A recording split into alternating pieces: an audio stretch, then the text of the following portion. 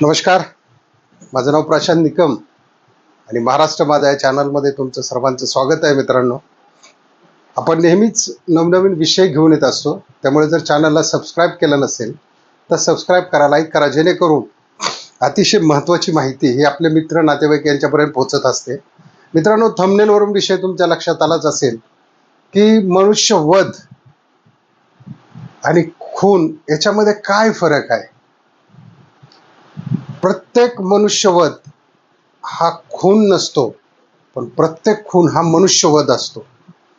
आता आपण जर मागच्या काळात जर गेलो, म्हणजे ज्यावेळी श्रीरामांनी रावणाला मारलं किंवा श्रीकृष्णांनी कंसाला मारलं, हे जे वध केले ती वेगळी राजेशाही होती.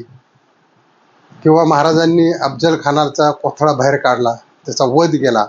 आता ह्या राजेशाहीमध्ये ह्या गोष्टी होत्या, पण ही जी लोकशाही आहे, आत्ता जी आपल्याकडं जी घटनेने तयार केलेले जे नियम आहेत, याच्यामध्ये नेमकं मनुष्यवध कशाला म्हणतात आणि खून कशाला म्हणतात, तर हे आपण डिटेल पाहणार आहोत. याच्यामध्ये मनुष्यवध म्हणजे काय, ही कलम 304 जे जुनं IPC इंडियन पिनल कोड 304 आणि जे नवीन आत्ता आलेलं आहे ते BNS भारतीय न्याय संहिता 105 म्हणजे मनुष्यवध.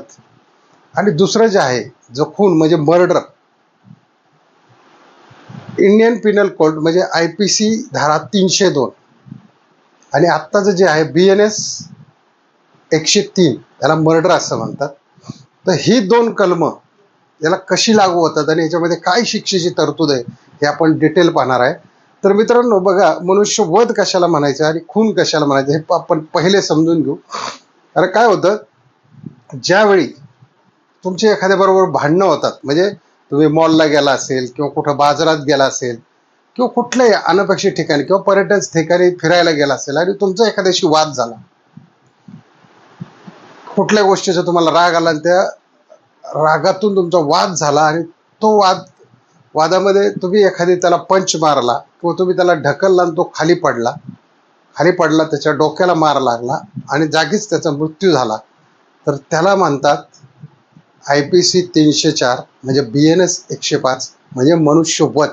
त्या ठिकाणी काय झालं की तुमची त्याची ओळख नाहीये, तुमचं इंटेन्शन त्याला मारायचं नाहीये, तुमचं पूर्ववैमनस्य किंवा तुमचा शेतीचा वाद नाहीये, कौटुंबिक वाद नाहीये किंवा कुठल्या हत्याराचा वापर किंवा कुठलं प्लॅनिंग तुम्ही तिथं केलेलं नाहीये, तर याच्यामध्ये शिक्षेची 10 वर्षाच्या आतली तरतूद आहे. पण याच्यामध्ये जर गुन्ह्यात तुम्ही कुठलं शस्त्र वापरले, म्हणजे चाकू वापरलाय का तिथे पडलेला किंवा दगडाने ठेचून मारलंय का, जरी तुमचा हेतू नसला तरी तुम्ही ती हत्या कशा प्रकारे केलेली, तिथं ॲटमॉस्फिअर काय क्रिएट झालेलं आहे, तिथं पुरावे काय सापडले किंवा कशा पद्धतीने तुम्ही केलंय, का तुम्ही तिथं सेल्फ डिफेन्समध्ये केलंय. सेल्फ डिफेन्स म्हणजे बचावात्मक. आता बचावात्मक पद्धतीत जर तुम्ही तिथं सगळे पुरावे दिसले तर तुम्हाला तिथे कुठलीही शिक्षा होत नाही. पण याच्यातच जर तीव्र पुरावे दिसले किंवा निगुरून असं काही दिसलं तर इथे मात्र तुम्हाला 10 वर्षापर्यंत शिक्षा किंवा जन्मठेप सुद्धा लागू शकते मनुष्यवधामध्ये. तर दुसरीकडे काय की मर्डर म्हणजे 302 IPC 302 म्हणजे भारतीय न्याय संहिता आत्ताचं जे नवीन आहे 2024 नंतरचा 103. तर मित्रांनो, याच्यात काय होतं की याच्यात पूर्व वैमनस्यातून किंवा इंटेन्शन हेतुपूर्वक, की आता समजा एखाद्याला गोळी घातली तर त्याला माहिती आहे ही गोळी घातल्यानंतर हा मारणारच आहे, किंवा एखादा चाकू छातीमध्ये बोकसला किंवा लोखंडी रॉडने डोक्यात मारहाण केली की त्याला इजा पोहोचवायची किंवा त्याला मारायचंच आहे, त्याला माहिती आहे ह्याच्यातून याचा खून होऊ शकतो किंवा मृत्यू होऊ शकतो. या केसमध्ये हे इंडियन पिनल कोड 302 म्हणजेच भारतीय न्याय संहिता 103चं कलम म्हणजे खुनाचा गुन्हा लागतो. आणि याच्यामध्ये तीव्र शिक्षा म्हणजे डेथ पॅनल्टी म्हणजे फाशीची शिक्षा किंवा आजीवन कारावास आणि दंड, या दोन्ही प्रोव्हिजन याच्यामध्ये कायद्यामध्ये करून ठेवलेले आहे. तर हा मेन फरक याच्यातला आहे की याच्यामध्ये तुमचं इंटेन्शन पाहिलं जातं, काय इंटेन्शन आहे, काय हत्यारं वापरली किंवा तुम्ही काय प्लॅन केलेला आहे किंवा त्याला तुम्ही जेवणातून विष दिलंय, हे सुद्धा मर्डरमध्येच येतं. आता याचाच एक भाग मी तुम्हाला म्हणून सांगतो तुमच्या माहितीसाठी. जर ॲक्सिडेंट असेल, आता ॲक्सिडेंटमध्ये काय केलं जातं की जर तुमचा हेतू त्याला मारण्याचा असेल किंवा तुमची वैयक्तिक काय दुश्मनी असेल किंवा काही तुमच्या पूर्वीची भांडणं असतील, याच्यातून जर तुम्ही त्याचा ॲक्सिडेंट केला, तो पायी चालला असेल किंवा टू व्हीलरवर चालला असेल, तर हा मर्डरमध्ये गुन्हा कन्व्हर्ट होतो. पण याच्यात जर तुमचा त्याचा काही संबंध नाहीये, तुमच्या हातून त्याचा मृत्यू झालेला आहे, तर याच्यामध्ये मात्र जास्त शिक्षेचं प्रावधान नाही, म्हणजे जास्त शिक्षा होत नाहीये या गुन्ह्यामध्ये. कारण तो गुन्हा धरला जात नाही, चुकून घडलेला एक मनुष्यवधात हा गुन्हा धरला जातो, त्याच्यामध्ये वर्ग केला जातो. तसंच हे जे मर्डरचं जे असतं हे नॉन बेलेबल म्हणजे कॉग्निजिबल दखलपात्र गुन्हा धरला जातो आणि याच्यामध्ये लवकर जामीन होत नाही.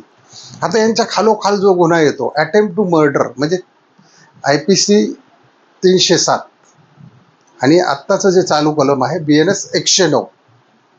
आता याच्यामध्ये बघा, आपण नेहमी याच्यामध्ये म्हणतो की 307 झाली 307 झाली, तर मित्रांनो ह्या 307 मध्ये सुद्धा प्रकार आहेत.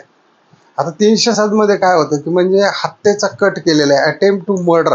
आता समजा एखाद्याला गोळी मारण्याचा प्रयत्न केला किंवा धारदार शस्त्र घेऊन त्याच्याकडे गेलेला आहे, पण त्याच्यावर वार काही झालेला नाही किंवा त्याला इजा काही पोचलेली नाहीये, तर याच्यामध्ये सुद्धा त्याला कमी जास्त पद्धतीची शिक्षा होते. पण मात्र अटेम्प्ट टू मर्डर मध्ये जर या 307 मध्ये म्हणजे किंवा 109 मध्ये जर त्याला इजा पोचवली गंभीररित्या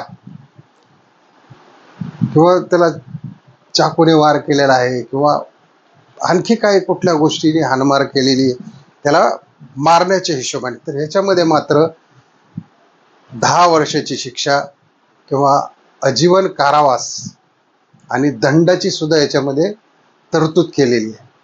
तर हा 307 हा गुन्हा म्हणजे 307 वेगळा, 302 वेगळा, 304 वेगळा, अशी ही याची कॅटेगरी पडते मित्रांनो. हे आपल्याला माहीत असावं. कारण काय होतं, बऱ्याच वेळा आपल्याला काही माहीत नसतं आणि ज्यावेळेस काही ठिकाणी भांडणं घडतात आणि तिथं पोलीस स्टेशनमध्ये ज्यावेळी तुमच्यावरती गुन्हा दाखल केला जातो, FIR लिहिली जाते, तर बरीच लोक काय करतात, पोलिसांना हाताशी धरून पैसे देतात आणि तुमच्यावर जास्तीत जास्त गुन्हे दाखल करण्याचा प्रयत्न करतात. म्हणजे साधं उदाहरण सांगतो तुम्हाला, जर एखाद्या ठिकाणी विनयभंग झाला असेल, म्हणजे आपण 354चा गुन्हा म्हणतो, IPC इंडियन पिनल कोड 354, म्हणजे याच्यामध्ये काय होतं, एखाद्या स्त्रीचा महिलेचा विनयभंग म्हणजे काय, तिला स्टॉकिंग, तिचा पाठलाग केला असेल किंवा तिला अर्वाच्य काही असं बोललं असेल किंवा तिच्याकडे बघून काही चाळे केले असतील किंवा काही तिला लैंगिक त्रास देण्याचा प्रयत्न केला असेल किंवा तिला वारंवार मेसेज केले असतील किंवा तिचा कुठून तरी चोरून फोटो काढण्याचा प्रयत्न केला असेल, म्हणजे असे बरेच काही जे सौम्य स्वरूपाचे गुन्हे असतात ते या 354 मध्ये येतात. परंतु लोक काय करतात, इथे पोलिसांना हाताशी धरून 376 IPC 376 म्हणजे काय की हा एक बलात्काराचा गुन्हा आहे आणि याच्यात कमीत कमी तुम्हाला 90 दिवस जामीन होत नाही, तोपर्यंत तुमचं चार्जशीट कोर्टामध्ये दाखल होत नाही.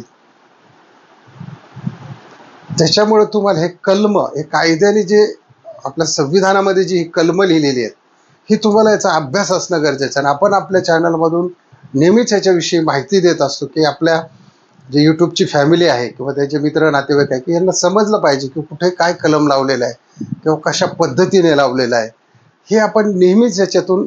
कारण तुम्हाला एक बघा, फंडामेंटल राईट्स दिलेला आहे कलम 21 नुसार, तुमचे काही राईट्स आहेत, तुम्हाला काही स्वातंत्र्य देण्यात आलेलं आहे, तुमच्या बाजू मांडण्याचं, तुमच्या व्यक्ती स्वातंत्र्याचं काही बरेच अशा गोष्टी तुमच्या दिलेल्या आहेत त्याच्यामध्ये, जी जो तुम्हाला तुमचा हक्क आहे हे न्याय मिळावा म्हणून, न्याय व्यवस्थेविषयी म्हणा किंवा समाजाविषयी, ह्या बऱ्याच गोष्टी तुम्हाला दिलेल्या आहेत. त्याच्यामुळे तुम्हाला माहीत असणं गरजेचं आहे. आपण जर एखादा छोटा गुन्हा केला, 307 म्हणजे मारण्याचा प्रयत्न फक्त केलाय, परंतु जर तुमच्यावरती 307 गुन्हा दाखल झाला तर त्याची शिक्षा खूप मोठी होते मित्रांनो.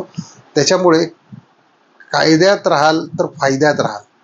त्याच्यामुळे कायद्याचा हा थोडाफार अभ्यास, जे जे मेन गुन्हे घडतात ज्याच्यामध्ये हे शिक्षा लागू शकतात.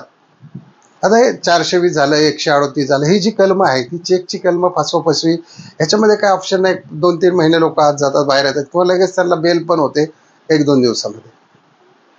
तर चला मित्रांनो, अशीच कायद्याविषयी माहिती घेण्यासाठी आपल्या चॅनलला सबस्क्राईब करा, लाईक करा आणि शेअर करायला विसरू नका. जय हिंद, जय महाराष्ट्र.